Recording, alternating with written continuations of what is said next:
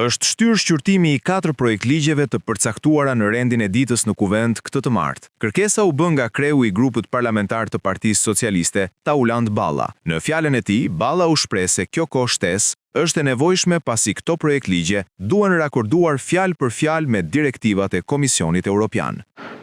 Bazuar në nenin 31.2 dhe nenin 49 të rregullores, do të kërkoja shtyrjen për një javë të shqyrtimit të 4 projekt ligjeve në rendin e ditës.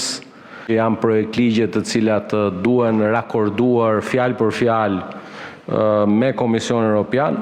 Prandaj i propozoj seancës sipas parashikimit rregullores që projekt ligji për disa shtesa ndryshimin në ligjin 8874 datë 29/3/2002 për kontrollin e lëndëve që përdoren për fabrikimin e palishëm të lëndëve narkotike, projekt ligji për disa ndryshime në ligjin numër 7975 datë 26/7/95 për barën narkotike dhe lëndë psikotrope të ndryshuar, projekt ligji për parandalimin e konfliktit interesave në ushtrimin e funksioneve publike, projekt ligji për disa shtesa ndryshimin në ligjin 10221 datë 4/2/2010 për mbrojtjen nga diskriminimi, të shtyen për javën pasardhëse. Nga ana tjetër, deputetja e Partisë Demokratike Jorida Tabaku tha më herët se një pjesë e ligjeve të përfshira në rend dite nuk kanë kryer procesin e konsultimit publik. Deputetja akuzoi qeverinë se i çon tinëzisht në parlament ligjet dhe sipas saj është e nevojshme që këto ligje të diskutohen me grupet e interesit.